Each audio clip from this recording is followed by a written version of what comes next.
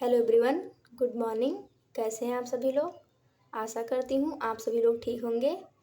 जैसा कि अभी तक हमने बीएड फर्स्ट ईयर के 3 बुक का चैप्टर डिस्कशन कर लिया है, ठीक उसी प्रकार आज हम बीएड फर्स्ट ईयर के चौथे पेपर का पेपर डिस्कशन करेंगे।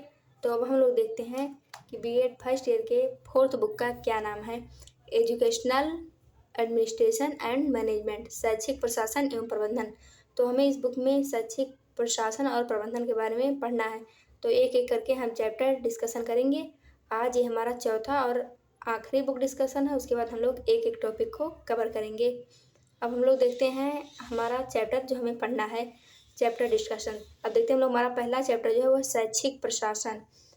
इसमें हमें पढ़ना है शैक्षिक प्रशासन का अर्थ, परिभाषा, शैक्षिक प्रशासन के क्या क्षेत्र हैं, इसके उद्देश्य, शैक्षिक प्रशासन की प्रकृति कैसी होती है, शैक्षिक प्रशासन की आवश्यकता क्या है, प्रशासन और प्रबंधन में कौन कौन से अंतर हैं, ये सब हमें पढ़ना है। अब हम लोग अगला चैप्टर देखते हैं, दूसरा जो है शैक्षिक प्रशासन। हमें इसमें शैक्षिक प्रशासन के कार्य कौन कौन से हैं, शैक्षिक प्रशासन के नियम कौन कौन से हो सकते हैं, कि यह कितने प्रकार का होता है, इसके कौन कौन से सिद्धांत हैं, ये सब हमें पढ़ना है सेकंड चैप्टर में। अब हम लोग देखते हैं अपना थर्ड चैप्टर जिसका नाम है निर्णयन या फिर डिसीजन। ये बहुत ही इम्पोर्टेंट चैप्टर है। हम लोग देखते हैं इसमें हमें क्या पढ़ना है। हम लोग देखते हैं हमें थर्ड चैप्टर में पढ़ना क्या है, निर्णयन। विभिन्न प्रकार के उपलब्ध विकल्पों में से किसी एक का वास्तविक रूप से चयन करते हुए निष्कर्ष पर पहुंचने का अर्थ ही निर्णयन या निर्णय कहलाता है। तो हमें इसमें निर्णयन की प्रक्रिया कौन कौन सी है, निर्णय लेने की अवधारणा क्या है, ये सब हमें पढ़ना है। अब हम लोग देखते हैं अपना अगला और चौथा चैप्टर जो है शिक्षा का केंद्रीय प्रशासन। अब हम लोग देखते हैं शिक्षा का केंद्रीय प्रशासन क्या है। शिक्षा का केंद्रीय प्रशासन। भारत में स्वतंत्रता प्राप्ति के पश्चात शिक्षा के क्षेत्र में समाजवादी व्यवस्था को अपनाया गया। वर्तमान समय में शिक्षा प्रशासन केंद्र और राज्य का सम्मिलित दायित्व है। सन 1950 में भारतीय संविधान के लागू होने पर शिक्षा राज्य का विषय माना गया, परंतु 1976 में संविधान संशोधन के पश्चात शिक्षा के समवर्ती सूची में शामिल कर लिया गया।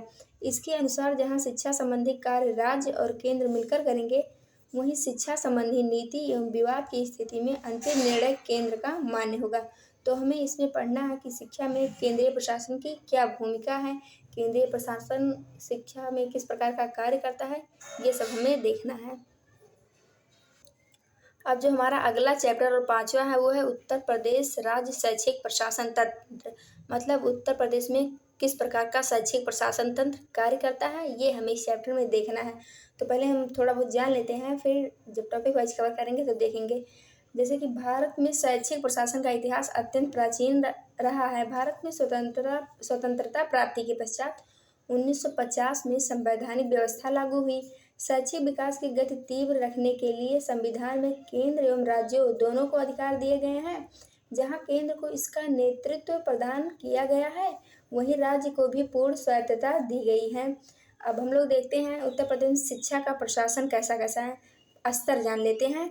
जैसे पहला हो गया शिक्षा मंत्रालय, शिक्षा सचिवालय, शिक्षा निदेशक, क्षेत्रीय स्तर पर कैसी शिक्षा की स्थिति है, इन सब स्तरों पर हमें शिक्षा का स्तर देखना है।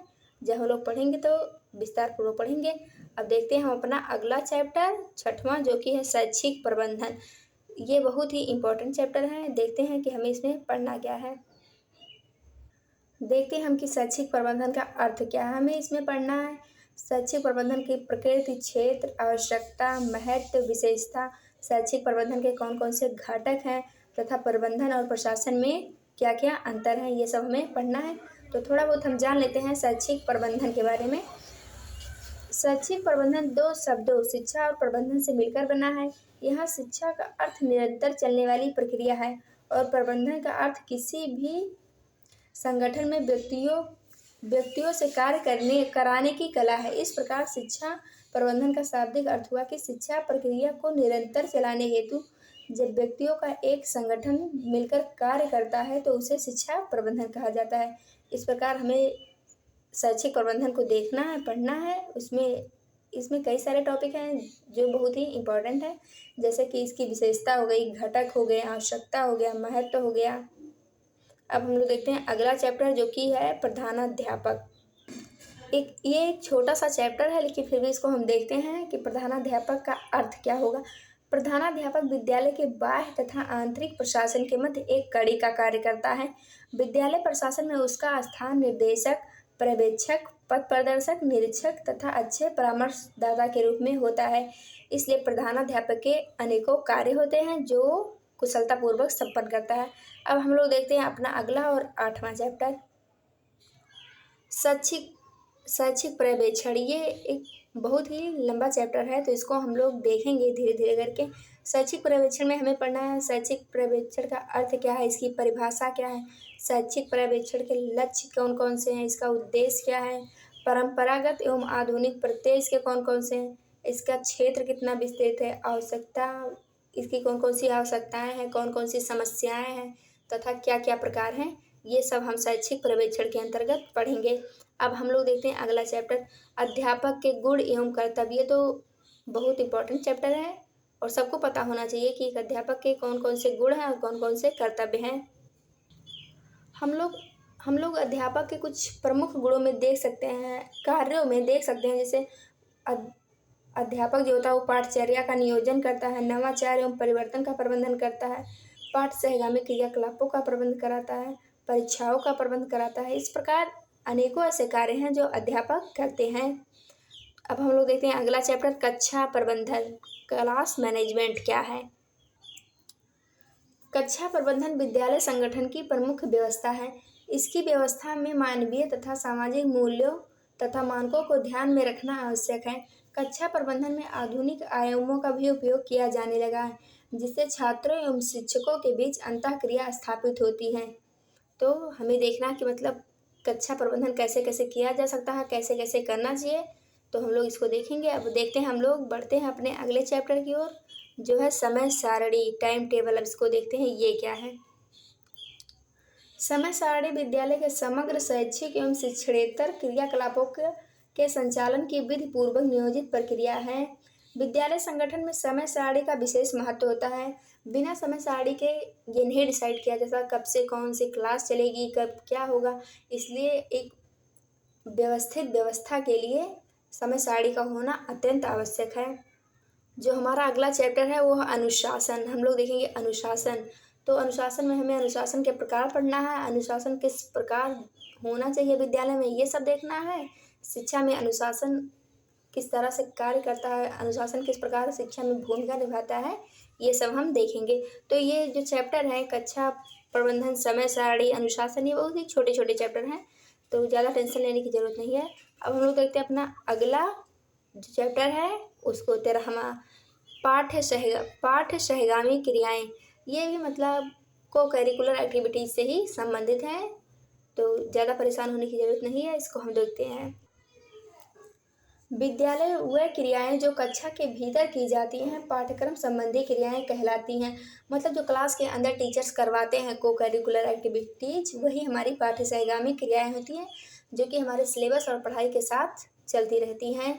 अब हम लोग देखते हैं अगला चैप्टर जो है विद्यालयी अभिलेख एवं रजिस्टर। मतलब विद्यालय किस तरह के अपने अभिलेखों को रखता है, रजिस्टर बनाता है, ये सब हमें इसमें देखना है। अब लोग जो हमारा अगला चैप्टर है वो है निर्देशन। अब इसको देखते हैं हमें निर्देशन में क्या पढ़ना है। निर्देशन प्रक्रिया को सफलतापूर्वक संचालित करने के लिए यह आवश्यक है निर्देशन सेवाओं का व्यवस्थित रूप प्रदान किया जाए। साथ ही यह भी आवश्यक है कि निर्देशन प्रक्रिया से संबद्ध समस्त व्यक्तियों का सहयोग समन्वित रूप से प्राप्त हो सके। मतलब ये भी एक इम्पॉर्टेंट चैप्टर है जिसे हमें पढ़ना है। इसमें हमें देखना निर्देशन के प्रकार कौन कौन से हैं तथा इसका अर्थ एवं परिभाषा, बस 2 ही टॉपिक देखना है। हमारा अगला जो इम्पोर्टेंट चैप्टर है वो है सूक्ष्म शिक्षण, माइक्रो टीचिंग। ये तो बहुत ही मोस्ट इम्पॉर्टेंट है, ये फर्स्ट ईयर के प्रैक्टिकल में भी है। माइक्रो टीचिंग सबका अपने अपने मेन सब्जेक्ट का माइक्रो टीचिंग होता है। ये तो पढ़ाया जाएगा, फिर मैं बता दूंगी, और आप लोगों को फाइल चाहिए होगा तो भी मैं प्रोवाइड करवा दूंगी। अब हम लोग देखते हैं अगला चैप्टर, अभिभावक शिक्षक संघ। मतलब शिक्षा की भूमिका में अभिभावक और शिक्षक संघ क्या रोल प्ले करते हैं, ये हम लोग देखते हैं।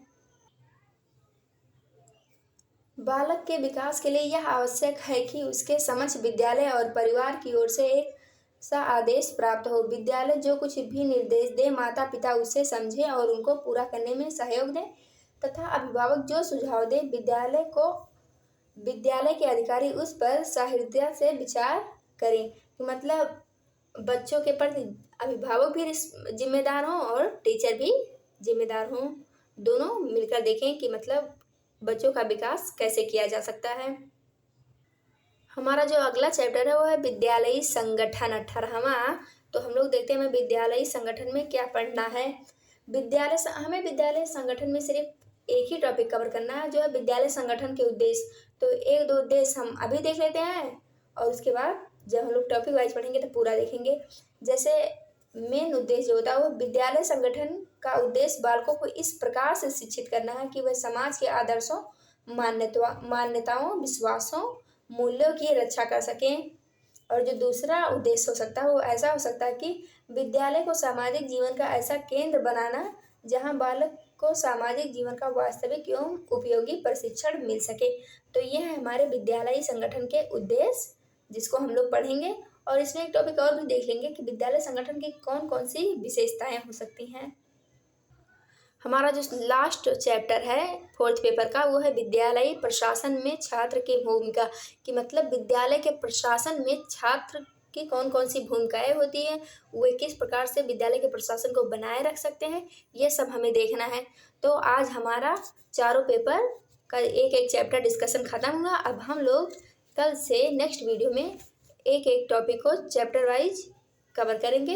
तो हम लोग देखते हैं आज हमारा 4th पेपर भी कंप्लीट हो गया, ख़त्म हो गया।